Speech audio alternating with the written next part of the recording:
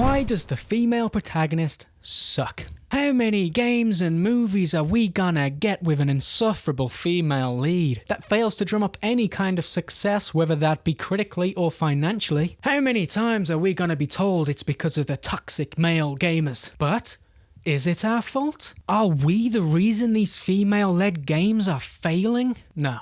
But let me explain. Now in my short 2 months on here, I've been called a grifter, I've been called homophobic, I've been called racist. Alt-right was a new one a few days ago. So I woke up today and I thought, let's add misogynist to my growing list of accolades. Oh, wait, I forgot my favourite. Some guy out there called me white.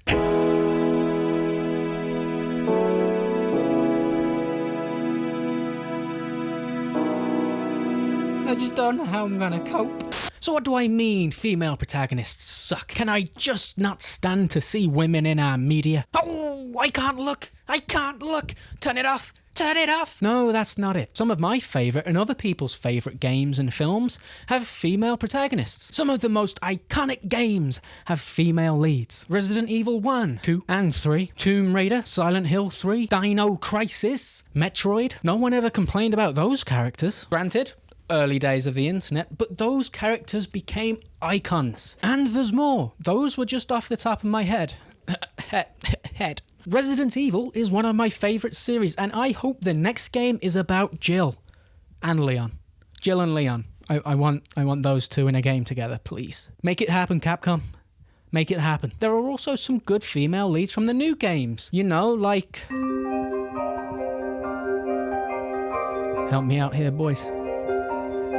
Horizon. People love the character from that game. I don't know, I haven't played it, but people love that character. Stellar Blade, although it wasn't the character people liked, was it? Yeah, that's right, I'm looking at you. And you.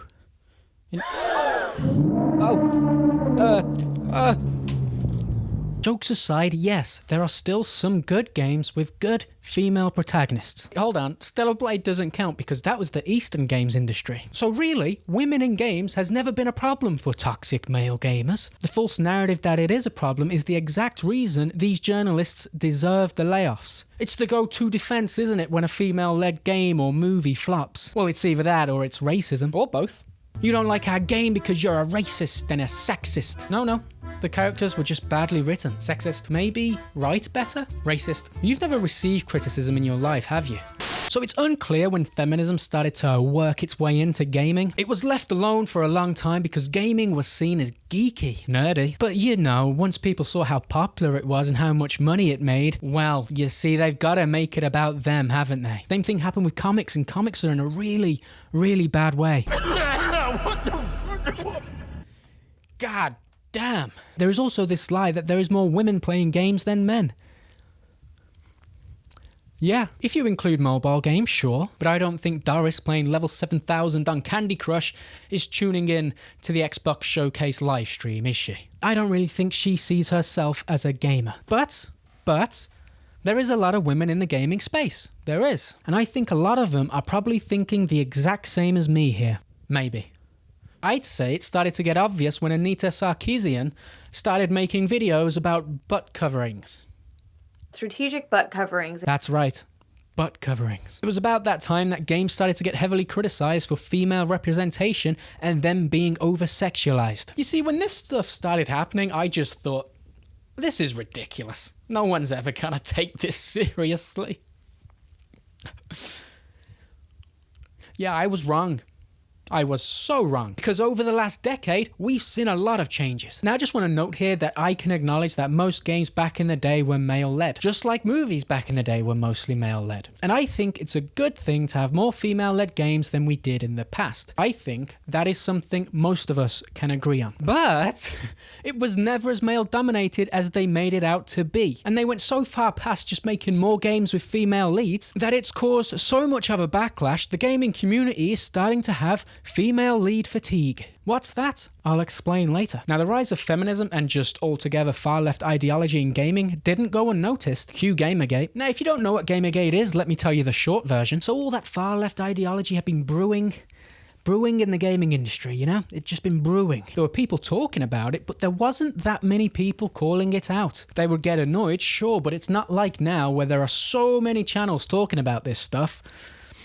You know, me included now. And credit to the ones that did back then call it out. Now, an angry ex-boyfriend wrote a blog post about how his ex-girlfriend, a game developer, was sleeping with game journalists to receive higher scores and other things that you get for sleeping with games journalists. Is it true? I don't know. And I don't care, because it's not important. Now, I mean, some of the gaming community was talking about it, and I mean, most of the gaming community had no idea. But you see, games journalists decided to label the entire gaming community misogynists, which then the gaming community turned around and said, what the fuck? You're all sexist bigots. Why are they booing? The gaming community got very mad at games journalists because it exposed them for what they are, this corrupt little cult. All of them are just the bestest buds. All of this just brought more attention to what was happening in the gaming industry and made all those conspiracy theorists, you know, the ones that said the far left ideology is worming its way into gaming. Yeah, it made them look like they were on the money the whole time. And now there is a rift between gamers and journalists that will never be repaired. Ever. Because fuck 'em. Why does this matter to what I'm talking about? Because like the journalists who virtue signaled and declared themselves not part of the gaming community, you see, they're toxic, but not us. Not us. I think, just a theory, but I think the gaming industry quietly followed suit. Bent the knee, if you will, because they didn't want to look like the sexists that the journalists were painting out gamers to be, which just meant that the slow push of the far left ideology didn't just get its foot in the door, it kicked the door off the hinges.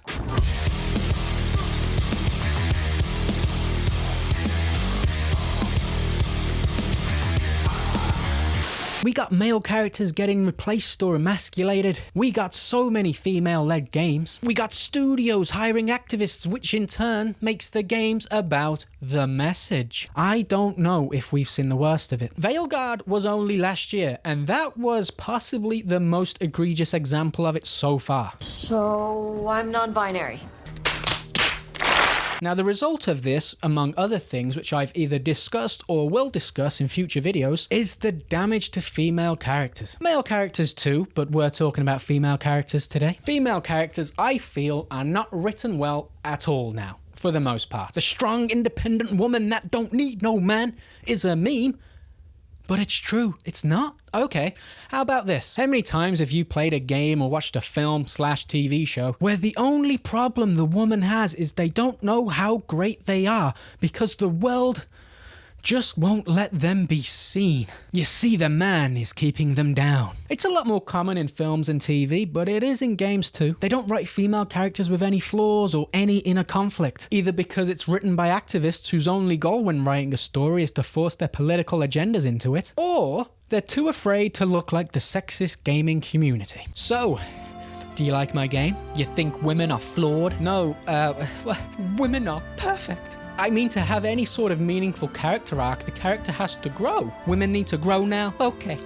I know where I stand with you, you sexist. So what we get are these flat, bland characters whose problems all come from someone else. Most of the time a generic white guy, who looks like example A. Attach a Marvel personality to them, and here we go. A talking fish. Nope. Ain't no way. Oh, Weaver, like you must have seen things. You have the modern female protagonist right there. With my freaking mind! Yeah, okay, that is something I do now. I do magic, talk to sentient cuffs, kill jacked up beasts. You know what? I'll probably fly next. She's quirky, she's rebellious, she hates men. And if there are men around her, they're just there to remind her how great she is. Or they used to be the protagonist, and now they've been replaced. Always, always, always a scene where she just has to put the man in their place. Luther, I appreciate the sentiment, but I don't need company or a chaperone. Fair enough. This is called the girl boss. There is also the taking away of any sort of femininity in these characters. I mean, what's more empowering to women than making female characters that walk, talk, and act like men? They're even making them look like men now. I've talked about this before, but here's the proof again. You see, you can't make them look too sexy or they'll be sexualized. No, instead you get these alien-looking creatures. Then obviously the articles are made. Toxic male gamers hate this game because their main character's just not sexy enough for them. Shut up. Ignore all the other critiques we gave. Okay. On top of that, you have the women they hire to play these characters. Men-hating activists. And yes, that matters. The same people who tell you it doesn't matter are the same people who boycott a game if anyone associated with that game supports Trump. Actors don't come out about openly supporting Trump because they'd never work again if they did. Journalists would tear apart their reputation. Double standard. The demonizing of the gaming community was the dumbest thing they could have ever done. Demonize the audience you're trying to sell your game to. And for the journalists, demonize the audience they're trying to relate to. Although I do think we are nearing the territory where we are rejecting female-led games even if they are well written and there isn't a political agenda behind it. Purely because there's been so many bad female-led games that gamers are just going to see the female lead and think, nah, I'm going to ignore that one. When it could be a great game.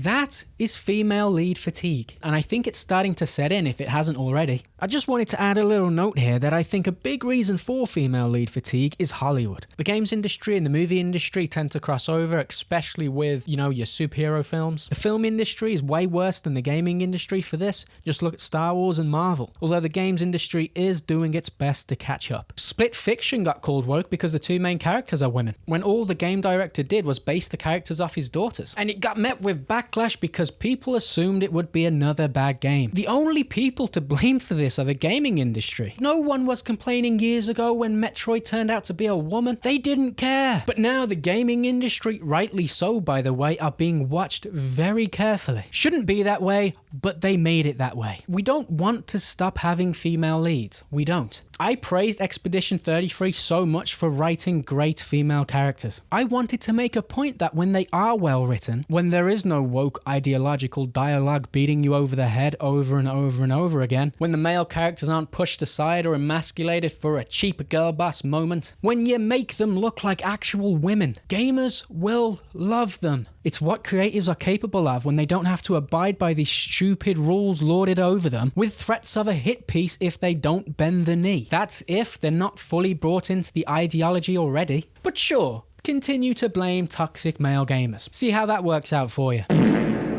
Are we the reason the writing sucks? Are we the reason your woke ideology is flawed? Are we the reason modern feminism decided to get involved in entertainment? Not just get involved, but actively try to destroy it? Are we the reason they're trying to make women look like men? Are we the reason you're hiring these mid-actresses to star in your AAA budget game, some of which are man-hating activists? Are we the reason you refuse to make your female characters look sexy because you just couldn't have the toxic male gamers find your characters attractive?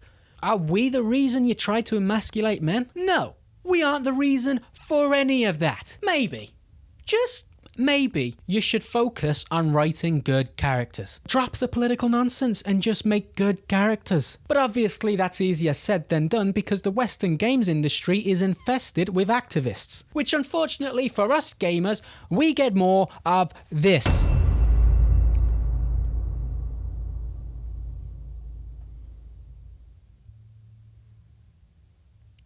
Pisses me off. The gaming community isn't toxic. They're passionate. They are very protective of the IPs they love. Try and ruin it and they will let you know. And they are always desperate to find new IPs to love. You can write a great female character that will become an icon for decades, that will get cosplayed even 20 years from now. Or you can write another insufferable character that becomes a meme for a year and then swiftly forgotten about. Choice is yours. I know what I choose. Thanks for watching. Let me know your thoughts on this. Ladies, let me... There's no ladies watching this. Oh, and I've either wishlisted or noted down all the games you recommended me from the Expedition 33 video, you know, the JRPG ones. It just might take me a while to get through them all because I don't have as much time to play games now as I used to, and there's a lot of games that you asked me to play. Gaming and this channel is my hobby, and I very much love them both. See you in the next one.